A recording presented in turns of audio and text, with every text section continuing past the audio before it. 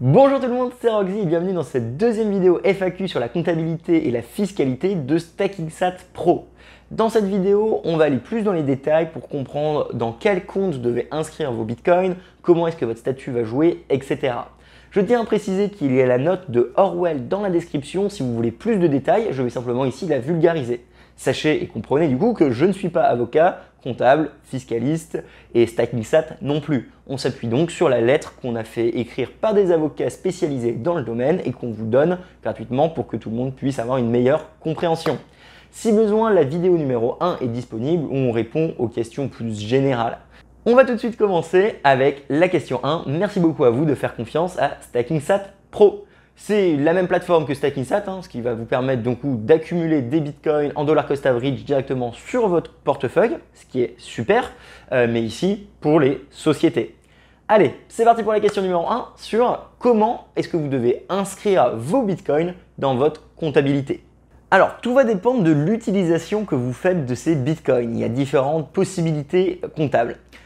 Si jamais vous faites de l'immobilisation, dans ce cas, ce sera sur le compte 200. Si jamais vous faites du stock, dans ce cas, ce sera sur le compte 57. Et si jamais vous faites de la trésorerie, ça va être sur le compte 5202. C'est important de comprendre que 99% d'entre nous, ça va être de la trésorerie, parce que c'est un placement long terme de trésorerie. Et dans ce cas, ça va rentrer dans la catégorie jetons détenus, compte 5202. Pour ce qui est du stock et de l'immobilisation, c'est plus les gens qui font un peu le métier de StackingSat, donc vraiment de l'envoi, de la réception, ce genre d'activité. C'est probablement pas vous, c'est pour ça que je me permets de le préciser. Après, par rapport à votre compta, vous devez suivre un système donc de FIFO, LIFO ou CUMP et garder une consistance dans vos comptes. C'est à vous de décider quel système de comptabilité vous voulez faire, mais surtout, comme toujours, gardez une consistante et ça va pas mal jouer sur la façon dont vous calculez votre plus-value latente à la fin de l'année. Petit rappel, comme je l'avais expliqué dans la vidéo d'avant, si vous êtes une auto-entreprise, avocat, comptable, médecin et donc en fait une entreprise individuelle, ce n'est pas intéressant et en fait vous ne devriez simplement pas ouvrir un compte pro. Pourquoi ça? Parce qu'en fait l'argent n'est pas dans une entité morale, donc c'est à votre compte, donc c'est en compte perso, donc c'est la fiscalité personnelle qui rentre en compte. Celle qu'on a déjà abordée dans d'autres vidéos que vous pouvez retrouver sur Découvre Bitcoin et que je vais redire dans cette vidéo un petit peu plus bas. Question numéro 2. Comment est-ce que les plus-values sont imposables? Alors, dans tous les cas comptables qu'on a cités avant, donc que ce soit stock, immobilisation ou trésorerie, vous allez devoir prendre en compte les ventes et achats. Donc si vous revendez, ça va être imposable.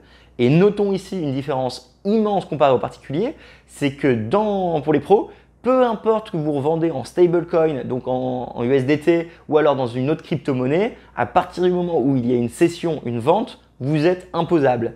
Ce qui est différent des particuliers où si vous restez dans l'univers des cryptos, vous n'êtes pas imposable. Donc ça, c'est la première chose à faire. Évidemment, vous laissez votre système de FIFO pour calculer cette plus-value.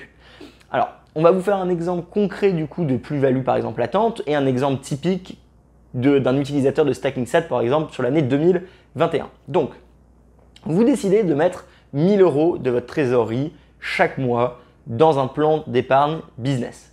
À la fin de l'année, vous aurez donc épargné 12 000 €. Avec 1,5% de frais, vous aurez 15 de frais à chaque fois, donc chaque mois, ça fait 180 de frais. En plus de ça, du coup, on peut considérer que vous avez accumulé environ 0,3 Bitcoin à un prix qui varie. Vous avez acheté à 26 000, vous avez acheté à 30 000, vous avez acheté à 50 000. Si on prend un système de comptabilité CUMP, votre moyenne d'achat est donc environ à 36 000 pour 0,3 Bitcoin. Votre valeur des Bitcoins à la fin de l'année, vous la réévaluez, à savoir la valeur de Bitcoin à la fin de l'année, on va dire, est donc à 42 000. Donc, la valeur de vos Bitcoins 0,3 à 42 000, c'est 13 700 à peu près. Vous avez donc ici une plus-value latente de environ 1700. Donc sur les 12 000 investis, 0,3 Bitcoin environ, acheté à 36 000 avec une révalorisation à la fin de l'année pour un Bitcoin à 42 000, ça vous fait environ 13 700 moins les frais. C'est un petit peu comme ça qu'il faut procéder. Voilà. J'espère que l'exemple vous va. Dans tous les cas, vous pourrez retrouver l'exemple exact avec les mêmes chiffres et plus de notes et d'explications dans la note dans la description. Question numéro 3. Le statut juridique a-t-il une importance par rapport à la fiscalité? Alors, évidemment, ça va un petit peu changer, mais en règle générale, du coup, les sociétés qui vont faire de la plus-value en Bitcoin vont être imposées à hauteur de 25% du coup sur l'IS. Notons ici qu'ils sont imposables uniquement si l'activité est bénéficiaire à la fin de l'année et seulement sur les vraies plus-values, donc pas sur la plus-value latente comme on l'a vu dans l'exemple juste avant. Donc, exemple typique, vous avez fait des achats et ventes et à la fin du coup, votre plus-value réalisée est de 5 000. Avec un impôt donc, de 25%, vous allez payer 1 250 d'impôts si vous êtes bénéficiaire à la fin de l'année. C'est complètement différent du coup d'un particulier qui lui aura une flat tax de 30% quand il vend. Et quand il vend uniquement pour un bien, un service ou pour une cession autre qu'en actif numérique, à savoir du dollar ou de l'euro. Ça, c'est les grandes différences. Il y a une autre différence assez importante à prendre en compte, c'est que pour un particulier, la plus-value va se réaliser sur l'ensemble du portefeuille, alors que pour un pro, ça va être actif par actif. Dans le sens où, si vous cédez du Bitcoin, votre plus-value va être calculée uniquement sur la valeur de ces Bitcoins acquis, et non pas sur potentiellement d'autres crypto-monnaies que vous avez. C'est vraiment deux façons de le voir différentes et vous devez un peu plus faire vos recherches pour savoir laquelle est la plus avantageuse par rapport à vos besoins. Question numéro 4. Quelles sont les autres caractéristiques juridiques et fiscales de ces placements? Alors, l'un des grands points à prendre en compte, en fait, c'est que si vous êtes tout de suite en pro, il n'y a pas de possibilité de reclassement, on va dire, d'activité. Dans le sens où si jamais vous êtes un particulier qui fait énormément d'ordres de trading, d'achat et que c'est un petit peu votre activité principale, vous pouvez potentiellement être reclassé comme un professionnel et ça fait mal. La facture est assez salée. En étant une entreprise, le problème ne se pose pas, vous êtes directement sur l'IS, donc avec un système classique, vous serez imposable peu importe la quantité d'ordres que vous faites, peu importe la raison, ce sera déjà de facto professionnel. Donc ça peut vous faire dormir mieux et ça peut être plus avantageux. Notons également ici qu'en particulier, si vous avez des moins-values, ce n'est pas déplaçable fiscalement à travers les années, alors que si vous êtes un pro, ça l'est. Donc ça, c'est également un autre truc à prendre en compte. En fait, il n'y a pas de… Enfin voilà, entre pro et particulier, c'est un débat qui est au-dessus de cette vidéo et de la note du cabinet Orwell. StakingSat offre les deux solutions, pro, pas pro. Mais après, c'est à vous de faire une démarche, on va dire, dans votre vie, de savoir si vous voulez entreprendre, est-ce que vous voulez créer une structure, une holding, une SARL, est-ce que vous allez investir avec l'argent peut-être de déjà vos biens immobiliers, est-ce que ça va venir de la société ou pas. Toutes ces questions un peu plus hautes sur faut-il créer sa société pour gérer son épargne, c'est des questions qui ne peuvent pas être répondues aussi rapidement. Donc je vous invite à vous poser avec un carnet, en parler avec des experts et réfléchir quelle est la meilleure stratégie par rapport à votre vie en fonction de vos revenus, vos ambitions, quelle épargne vous avez déjà pu accumuler dans votre vie ou pas. Voilà, on m'a dit que j'avais le droit de parler un peu de ça, donc j'en parle, mais voilà, c'est assez intéressant. Bonne chance à vous, je vous invite fortement à entreprendre parce que c'est important pour notre avenir. Question numéro 5. Quelles sont les conséquences fiscales en cas de perte de vos bitcoins?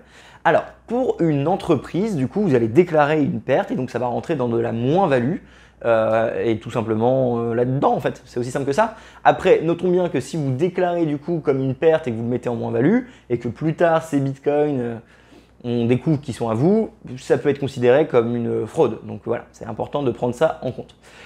Pour ce qui est des particuliers, là c'est différent. Vous ne pouvez pas le mettre en tant que moins-value. On va simplement considérer qu'ils sont perdus et du coup ils vont baisser la valeur globale de votre portefeuille. Ce qui va jouer naturellement du coup sur le calcul de la plus-value, comme on l'a vu dans le cas des particuliers. Vu qu'on calcule la plus-value par rapport à l'intégralité du portefeuille et non pas un actif, perdre un actif joue sur la valeur globale. Alors que dans le cas d'un professionnel, la perte d'un actif, c'est simplement cet actif qui est rayé de la ligne et qui est donc mis en moins-value et en perte. Question numéro 6. Quelle information dois-je transmettre à mon expert comptable et est-ce que je peux avoir donc où je peux trouver toutes ces informations? Qu'est-ce que je dois maintenir comme information pour être dans les normes? Il faut évidemment avoir une sorte de l'historique de toutes les transactions réalisées dans votre portefeuille. Donc ça peut être acquis ou en se connectant à votre portefeuille et en exportant les transactions, ou via par exemple un Xpub ou un Zpub. Donc en fait, grosso modo, dans votre portefeuille, il y a deux clés, une clé privée et une clé publique. Une clé privée vous permet à vous, le gérant, de signer et donc d'envoyer l'argent. Une clé publique permet de voir et recevoir l'argent. Vous pourriez très bien donner, on va dire, à votre expert comptable la clé publique pour que lui il puisse voir tout ce que vous faites, mais il sera incapable de dépenser de l'argent. Alors je ne dis pas qu'il faut le faire ou pas le faire, je dis que c'est une possibilité. Sinon, vous pouvez simplement vous-même exporter cet historique à la fin de l'année ou du mois et le donner à votre expert comptable. Par rapport à StackingSat, ils vont vous envoyer un récap chaque mois de vos achats et vous pouvez télécharger l'historique des achats si besoin sur leur plateforme. Ce qui va vous permettre d'avoir par exemple les taux de change et donc le prix auquel vous avez acquis ces bitcoins. Ce qui est également indispensable pour calculer votre plus-value à la fin de l'année. Vu que, important, votre portefeuille est un portefeuille bitcoin. Le portefeuille ne va pas vous donner un taux de change. C'est à vous d'aller le récupérer via des services tiers ou via StackingSat. Et c'est tout pour cette deuxième FAQ sur la fiscalité et la comptabilité pour StackingSat Pro. Merci beaucoup à vous de l'avoir suivi. Si vous voulez, j'ai également fait du coup un tutoriel sur comment mettre en place votre compte de société professionnelle que vous pourrez retrouver probablement dans la description. Vous y retrouverez également du coup la note de Orwell pour plus de détails. Dans tous les cas, n'oubliez pas que nous ne sommes pas juristes, compta, avocats, donc contactez vos experts respectifs. Je suis Roxy, merci beaucoup de nous faire confiance sur le plan d'épargne Bitcoin. Sachez du coup par transparence que je suis un éducateur Bitcoin et également actionnaire chez StackingSat. Merci à vous et à très bientôt.